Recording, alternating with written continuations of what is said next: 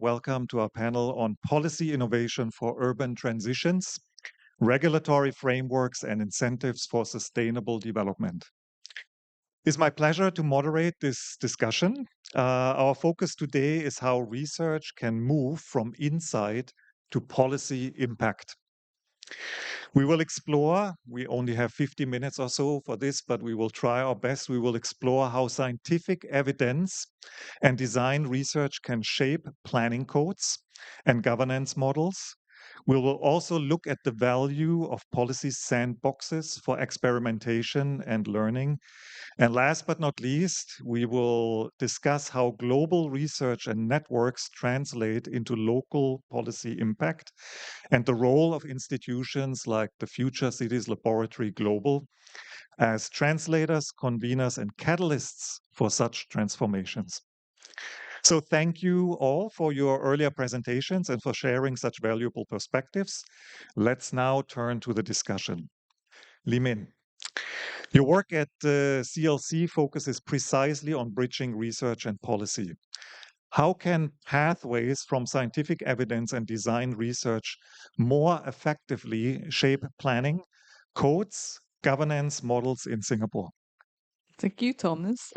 Maybe I would just like to set the context uh, for this in Singapore. Singapore is both a city and a country, and we are land scarce and resource scarce.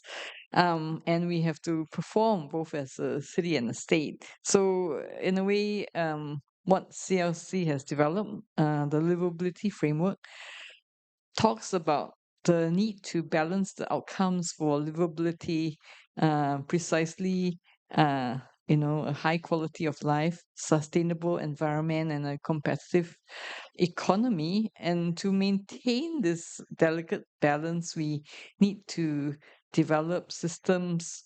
Enabling systems such as integrated planning, dynamic urban governance, and collaborative ecosystems. And at the same time, we face pressures that many cities face, the need to decarbonize, aging population, and technological disruption. And now, more than, well, I guess all through history, global uncertainties, right? And so our system, in a way, depends on iterative feedback loops between planning outcomes and governance frameworks, such as our long-term plan review process. And what I view is that we kind of cities like Singapore need to harness the science of cities approach. And what I mean by the science of cities approach is evidence-based uh, research, as well as being able to harness technology and digital tools for planning, for integrated planning, and to manage trade-offs between competing priorities while optimizing cross-domain benefits. And some examples of the science of cities approach that we have been doing in Singapore is by adopting advanced modeling and simulation tools to plan our city in smarter ways. So URA's e-planner and HDB's work with A-Star on the integrated environmental modeler, which has been applied to the design and planning of towns such as Punggol, Queenstown, and Tengah, and also to apply smart technologies to enhance the built environment management, such as the open digital platform adopted in the Pongo Digital District by JTC and GovTech. The ODP pulls together and overlay data from a variety of sources and to enable control systems to talk to each other through an interoperable platform. And this allows for the simulation of different operational scenarios through a digital twin and providing a high degree of situational awareness, sense making, and automation over the energy and resource performance of a district. So maybe a kind of a longish answer to your question, Thomas. Okay, thanks. Thanks, Limin. I want to follow up with a quick second question. How do you see the role of institutions like CLC and, of course, FCL Global in translating global insights into Singapore's planning frameworks? I mean, we have been working for a number of years together. We're co-organizing this event, but I would be very interested in hearing a bit more on your perspective moving forward with a possible next phase of the program and your own ambitious plans for CLC. Well, I think you know what FCL brings is really a truly global perspective to kind of apply some of these findings and in working with the universities and agencies in Singapore to develop the local context.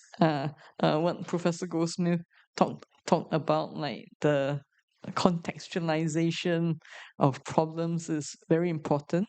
So, how do we bring some of these ideas into the local context? And I think over the last few days, we have been talking about, you know, the difficulty of adoption, and that adoption process itself is a research that needs to be done. And so I think, you know, increasingly there has been talk that there's a big gap between research findings and finally being able to adopt this in Singapore. And I think the research process itself should extend along this spectrum and take on that adoption perspective as part of research rather than leave that uh, to just the receiving end agencies and so on.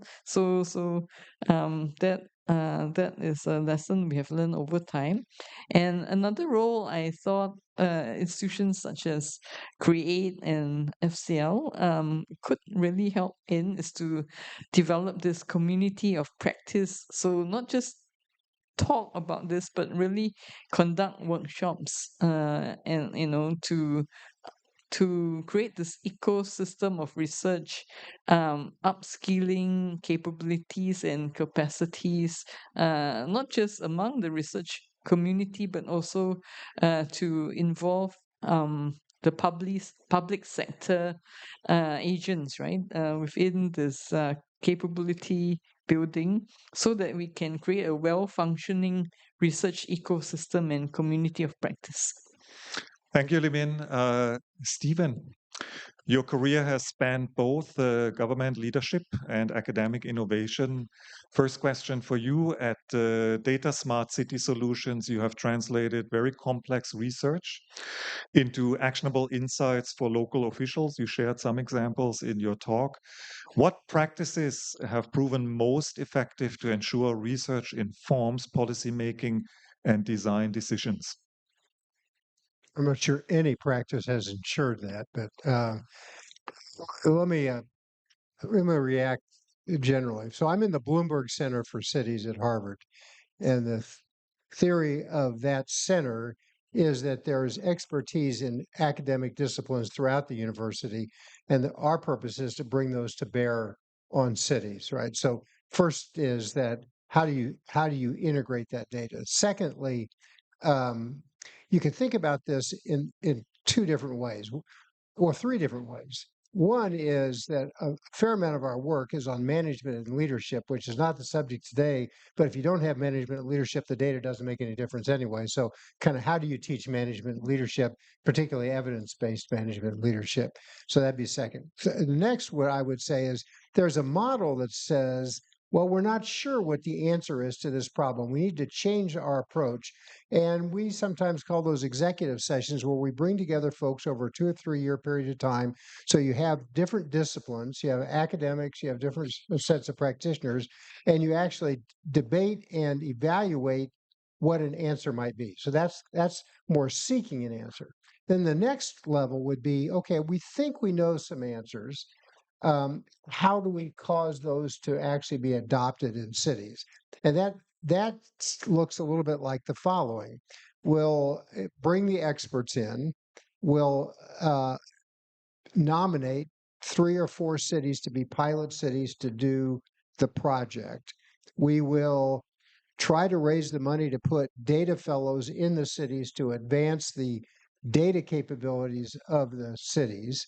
And then over a period of time, we'll experiment in those 3 pilot cities and then report their results to a larger array of cities so that we can be taking advantage of the expertise. And all of that is to suggest that the academy can be the source of ideas, the source of analytical experience, the source of research evaluation, or the source of kind of management and leadership and the other skills necessary to implement. So we try all of those things, and some work. Very good. Thanks, Stephen. I think I asked you the same question or in a similar way yesterday when we met at the NUS City Symposium. But I think it's worth sharing this again, your thoughts on this. From your time as deputy mayor in New York and mayor of Indianapolis, what lessons from being a consumer of research can guide today's local leaders in working with researchers? Is anybody here who was yesterday? So No, I don't have few, to say the same thing. Very few. Okay, so I could be inconsistent. Okay. Please. So when I was deputy mayor of New York, I'd been a mayor, and then I'd gone to Harvard, and then I went to New York, and so I was kind of attuned. I was about the opportunity of this relationship. So first thing I did was I sought out academics with expertise in areas of substantial city problems and tried to create partnerships. That was so because the academics they may have research funding, they had a very narrow view, they were very precise in what they were trying to accomplish, and they were our partners so long as we were advancing their research, right? And which was okay for them, but not perfect for us. So we needed to create a better translation and integration of applied research to the city. Eventually, that led to Mayor Bloomberg's initiative with Cornell Tech to develop a whole university structure designed to participate. Another thing that we did, which I think has great applicability, particularly with the substance that's here, was we asked university graduate students to take on urban problems. So I would say all of our data subject to personal information protection is open. You nominate a problem you want to take on, help us solve that problem, and have an ongoing approach to it. And we had some really brilliant graduate students who would do data analytics and come up with preventative solutions for a problem, and they would need to be assigned. I mean, it would have to be almost their graduate thesis for a period of time, so that they would work in an iterative way with the department. So it's just a long way of saying I think that it's easier to aspire to say that academic city partnerships should occur than it is actually to do them and to align the interests. Thank you, Stephen. Sue, your research looks at urban transitions globally, particularly the global south. My first question for you is, what do you see as the most promising pathways from research and design evidence into real regulatory change? Yeah. Switch it up.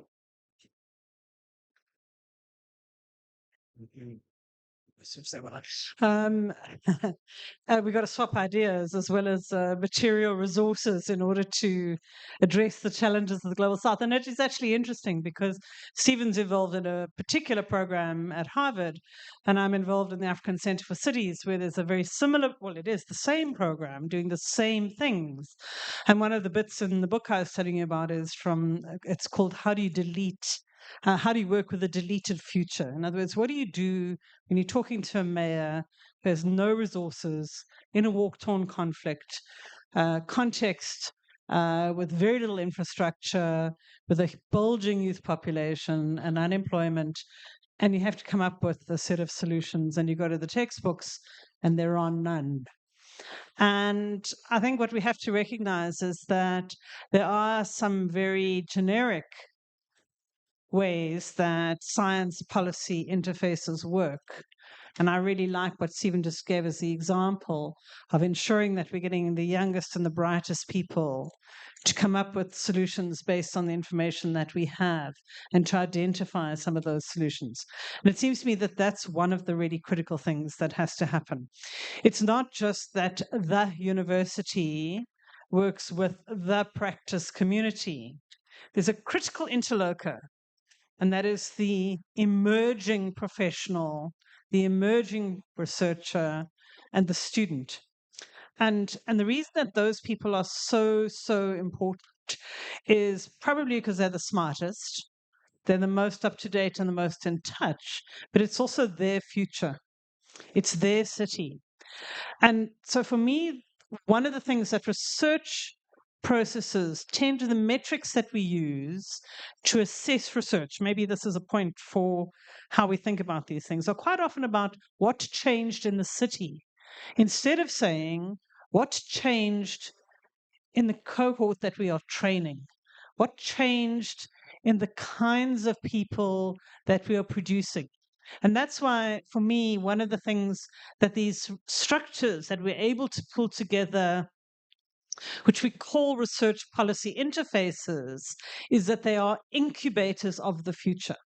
And we've got to think about them like that and make people excited about what they're doing, connected to other people who are doing those kinds of things, and skilled so that they are able to do that. And that's where that thing for me of going back and saying, of course, we need a person who can, I'm going back to the bridge analogy. Of course, we need people who can build a bridge that stands up. But if that's all they can do, we've got a problem. And if that's all they can do in a context where there are no resources to build a bridge and they can't think about the problem more creatively, and for most of our cities, that is the problem, then what are we going to do? And it seems to me that that's where we need to be building the kinds of institutions that address those sorts of dynamics. Can I amend my answer? Absolutely, Stephen, please. I want to take 1 minute because Susan inspired me. The thing I mentioned, I failed to mention that Susan mentioned, was that the academy, and particularly younger students, also have the ability to inject innovation into an organization that is used to producing the routine. I don't know if Singaporeans have the hammer and nail analogy, but if you do have a hammer, everything is a nail. And so, with Susan's comment about young folks, I just wanted to amend to add, injecting innovative different ways to think about addressing a problem is one of the most important. Sorry to interrupt. No, thanks, Stephen. I think that's a very important point. In the prep discussions leading up to this event, so we also talked about the importance of sandboxes, right? Policy sandboxes. So I have a second question for you. So again, policy sandboxes are gaining traction worldwide. How might they work in rapidly urbanizing contexts where governance structures differ significantly? And I'm sure in your work you come across, many of these differences. I mean, I don't know if you've ever been involved in one of these opportunities, and I hope through FCL Global that you are. For me, one of the opportunities of being in a kind of a sandbox is not only that you get to talk across the disciplines and across personalities, but quite often across different place contexts. I wish it was also different time contexts. I have to say, I think we should have a historian in each of those boxes to remind us that the present was not always like it is now, and it won't always be the same going forward. But it's fantastic when you watch somebody from Sierra Leone talking to somebody from Nairobi, describing how cities work in their place. And you hear it often here. This is not like this in Zurich, I know, but in Singapore, and in the process of learning to speak to each other, we have to find the language to describe our own context, to make it abstract, and to reflect on where it is the same and where it is different. So for me, one of the real values, and that takes a little bit of time, and it's often quite iterative, and sometimes it requires trust, because you have to ask the questions for which you don't always have the answer. I'm sure if I asked all of you how Singapore gets its money, you wouldn't have a complete answer. You wouldn't know what the different tax systems are. You wouldn't know who really pays. How different is that from Japan? And that's it's quite difficult to talk about. And so we don't always have the confidence. So sandboxes to me are an opportunity to build our confidence, to develop a comparative gesture, and in the process to redescribe that analytical redescription that I was talking about quite often takes place in a sandbox. Very good. Thanks, Sue. Masanori. Japan has been at the forefront of experimenting with urban policy innovation. I think your presentation was a lot about that. It's great to hear that. First question for you. How can global research initiatives from G7 discussions to OECD and Blue Dot Network be effectively linked to solving national and local challenges such as climate adaptation or aging societies? Okay, thank you. It's very difficult to translate a global framework into a local language. So I think university researchers or expertise of private consultant can play key role to build bridge between global discussion and local level. So and secondly, I think it's very important to involve local people from the early stage of the project or conversation. So the government of Japan are trying to engage the local communities, or we have about 1,700 municipalities and 47 prefectures. Also, it's very difficult to share information with local people, but we are trying to involve the local communities and the people from the beginning of the discussion. And thirdly,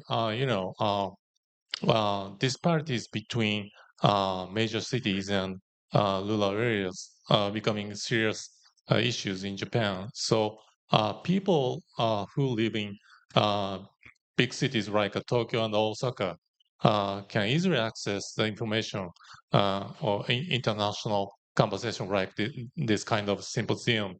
But it's very difficult to share with local communities. So even though a lot of people use SNS or a smartphone in local elder people, but it's very still difficult to get involved the local people. So I think capacity building or real conversation is very very important.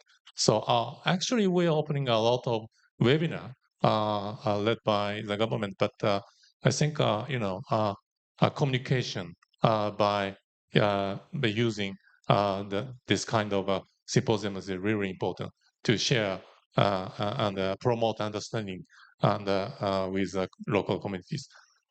Thank you.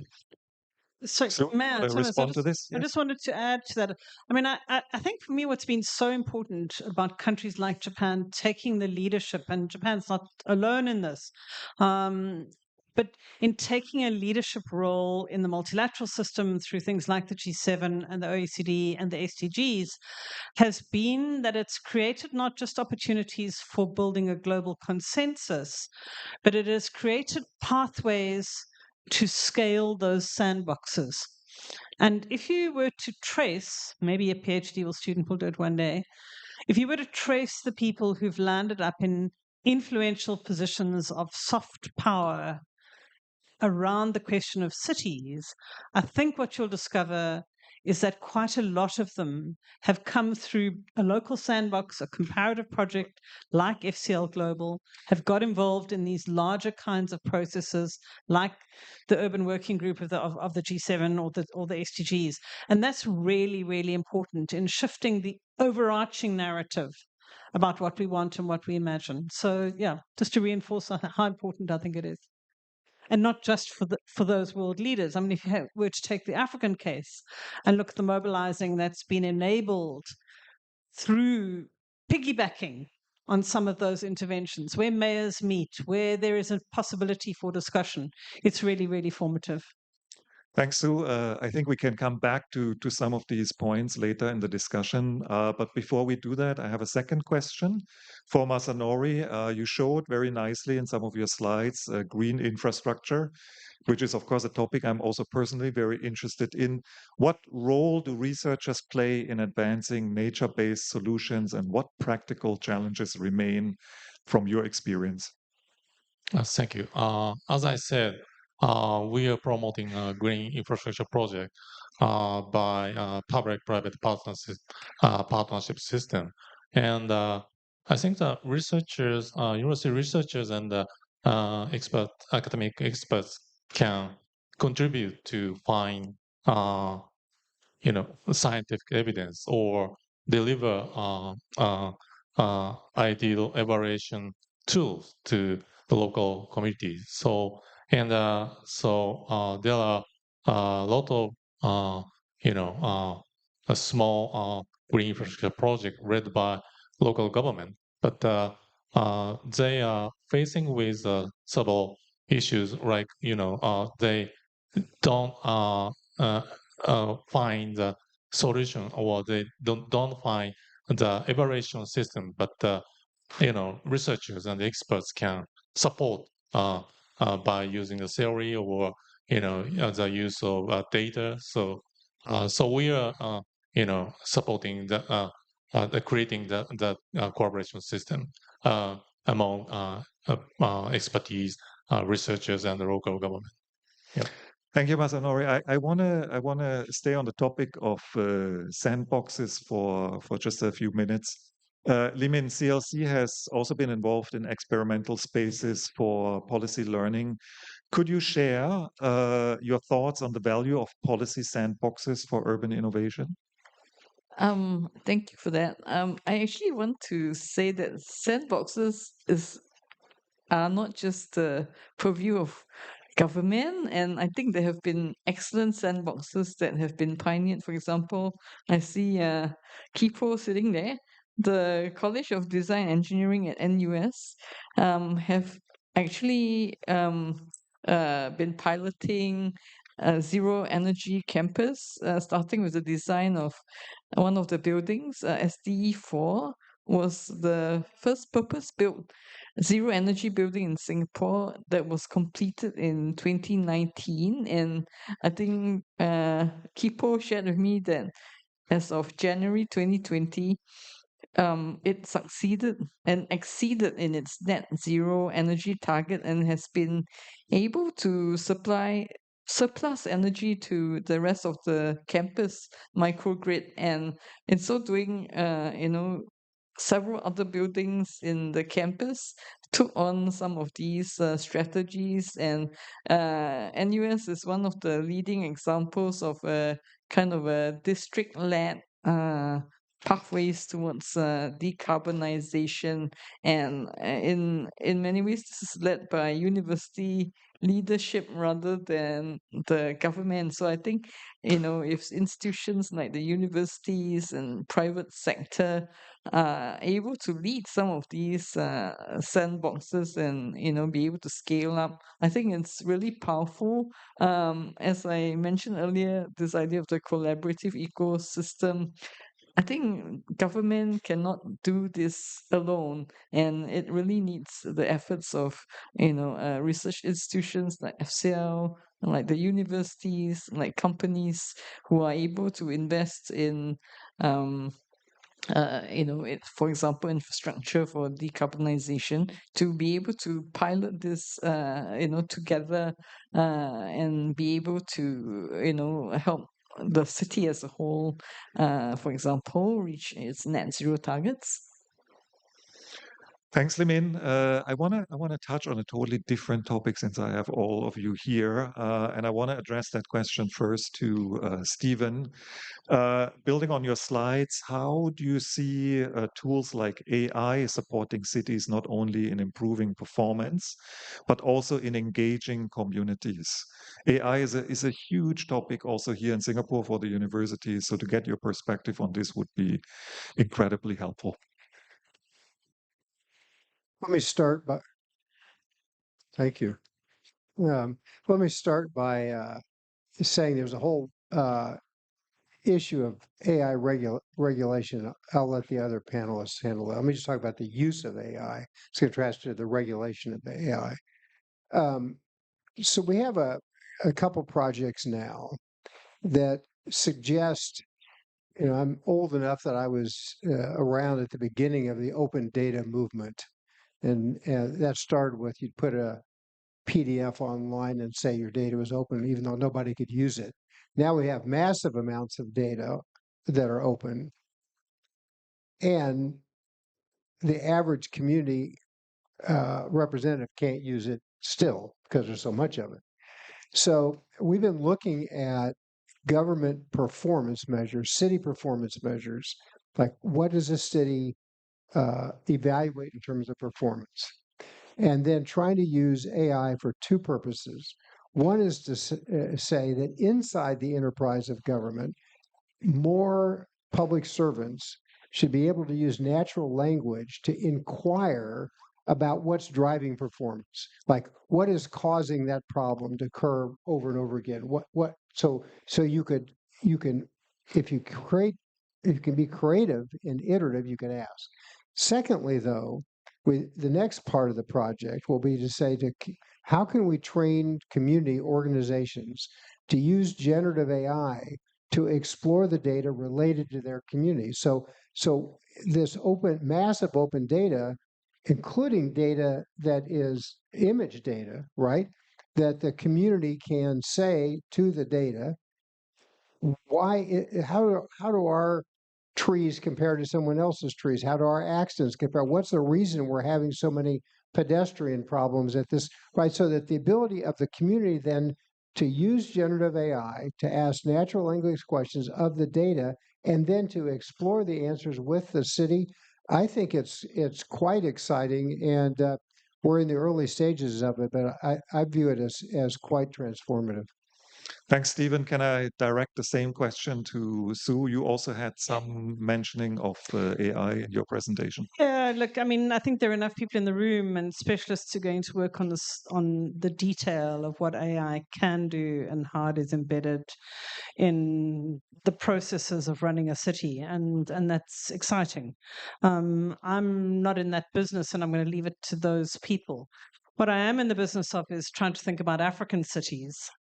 And here, one of my worries, and it's as the provocation in a way back to the AI community, is the information isn't really nearly as good for some of those places. So, what is it that you are synthesizing, bringing, fast tracking? Probably more importantly than that, because I think we're on the cusp of a revolution, even in data acquisition for Africa. Not all of it, because so much of it is satellite and other based. It's not necessarily ground truth sufficiently. But perhaps as important is what questions and what level of education and what kind of education do you require in order to train the AI processes and mechanisms? What kind of information and training do you require of your professionals to be asking the right questions, and of your politicians so that they can be using it? So there's, for me, there's the question of AI and the city. And then there's the question of what is the urban ecosystem that is going to emerge around AI that we're not thinking about because we're focusing on AI. In other words, what else is there that we should be thinking about? And so for me, it's those wider kinds of societal, professional, political questions that we really need to be embedding in those systems. And attached to that, and Stephen, I don't know if you're saying the same thing, maybe you are, but certainly in the African context, the question of intellectual property, of data, and the role of the state is really fundamental. In other words, who owns data? Who owns the quality control on data, the verification on data, the decision of which data should be archived and held and protected? And some of those kinds of questions at the urban scale, it seems to me, we are nowhere near asking because we are leaving the development of AI to effectively profit-making entities. And so how that then feeds back to become a public good and how we are able to use that for the kind of comparative ways that would be beneficial seems to me we're lagging on. Thank you, Sue. Can I speak after Susan next time? Absolutely. Yes, please. Yes. Because every time she says something, I get like I want to change You my should answer. respond, please. Yes. Just, I want to take 15 seconds. One, the data acquisition issues and the bias in the data, huge issues. Thank you. The other thing that you mentioned, that just the reason I interrupted yet again, was we're trying to use AI to improve the quality of the questions, not just the quality of the answers. So if you have AI that's persona organized, then how does that help that person ask better questions and therefore have better insights into the answer? So thank you. Thanks for interrupting, Stephen. Is a great comment. Masanori, in the prep discussions leading up to this event, we also talked about AI, and you mentioned smart infrastructure management using drones, etc. What are your thoughts on this big topic? Yes, thank you for question about AI and advanced technology. As I said, we are trying to introduce the advanced technology like a drone and AI, but we are facing a lot of challenges. Like a lot of local communities have to deal with funding shortage, or they are also uh, facing the issue of the shortage of skilled professionals or knowledge of adoption of new technologies. They are also lacking of knowledge of the use of data. So the government and advanced university like University of Tokyo uh, doing joint research about data governance or data ecosystem. So we have a lot of policy recommendation about data governance, including AI issues. But the problem is how to implement these policy recommendation into local regions. So it's very difficult to share these recommendation into local communities. So I think design thinking is very important. We have to share empathy and that the local communities, regions, problems. So and ideation is also very important. So we are trying to introduce design thinking to deal with advanced technology or issues in Japan. Thank you. Thank you, Masanori. I want to open it up now to the audience. So I think we have time for maybe 2 to 3 questions. Do we have a mic that can go around? Are there any questions? Please, now is your chance. Subot, yes, please. Yes. So Subot, you were already introduced, so I don't have to ask you to reintroduce yourself. Okay, no problem. My question is on data, and question really is about open data. The data which is most valuable is sometimes that cuts across different sectors. So you need, of course, data from pollution, data from healthcare, socioeconomic data, and the concern is how do you make all of this open source? We grapple with that. So data privacy and de-identification of certain data is often a concern, even if you go towards synthetic data. So I was just wondering, how do you safeguard that? And I have a second smaller part of the question. If you make data available to the public, that could have negative consequences, such as the pollution data can lead to drop in property prices in that neighborhood. So how do you handle that such issues? Who wants to take that first? Stephen? Well, there is no answer to either one of those questions. So let me do well, they're both impossible to answer. Let's do the first one. So we've been looking at small language models as well as large language models in order to figure out how to put the walls around with the data that's available. That doesn't help when you have the public involved, but it does help when you have just the city involved, right? So because you're not leaking the data outside into others. Um, One, two. I think if you have an organized governance process and you have a rule-driven system by who can see what data, you can reduce a little bit the problem. We've had very serious challenges, though, in what is anonymized health data, right? It's because we're trying to identify what neighborhoods have the highest incidences of chronic childhood asthma, right? Well, our interventions are better the more discreet the answer, and the more discreet the answer is, the less likely it is to be anonymized. So I just think you need to have rules and a referee, and there is no really good answer, I think, to the question. It's a great question.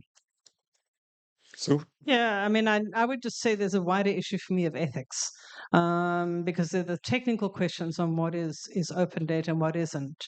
But actually, quite a lot of the most useful data we don't even think of. So we think of health data, and we know that there's a problem around the releasing it around individual confidentiality. But what about the individual mortgage data, the individual credit data? We don't even think that that should be in the public domain. So I think that's part of my point about there's a sort of a wider discussion about what we come to know through making more data available and what we come to hide that we don't even know.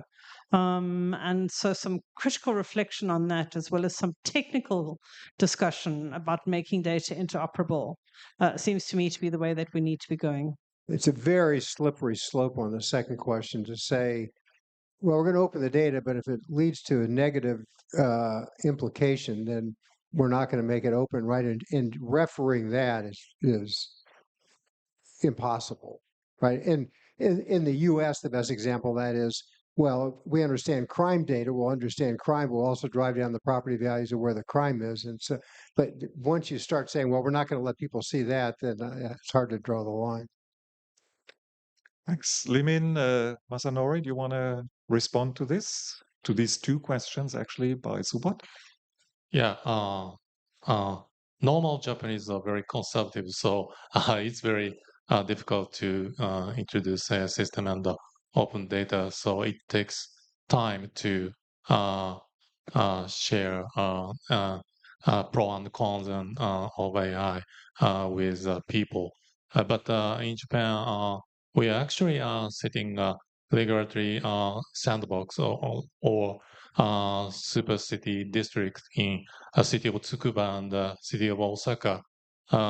So in Osaka, they are trying to use AI and advanced technology aggressively, but well, and also we are learning from a sidewalk lab project in Toronto. So we have to think about privacy and negative impact of AI. So in Japan, we are going to take time to discuss and share the positive and negative impact of AI with the people. Thank you. Limin, do you want I to was just give this a thinking shot? of a point that Professor Goldsmith made at a workshop earlier in the week. He talked about, the role of a data broker. And I thought, hey, that sounds like a great idea and a great business model of, getting private sector players, of course, to be licensed and contracted in certain ways that would protect data. But as a business model, the data broker may have more, more incentive to make this data interoperable, correctly collected, analyzable and can be shared across domains. So why not think of this as a new form of business now that we have all this data floating around, and why not create businesses out of it? Okay, Subodh, you asked two very complex questions. Time's flying, and I promised we would finish on time. But before we do that, before we wrap up, I would like to ask each one of you for a short reflection, maybe a minute or so. Looking ahead, what is one policy innovation, because we want to discuss policy here, you believe could make the greatest difference for sustainable urban transitions? Limit, do you want to take this first? No.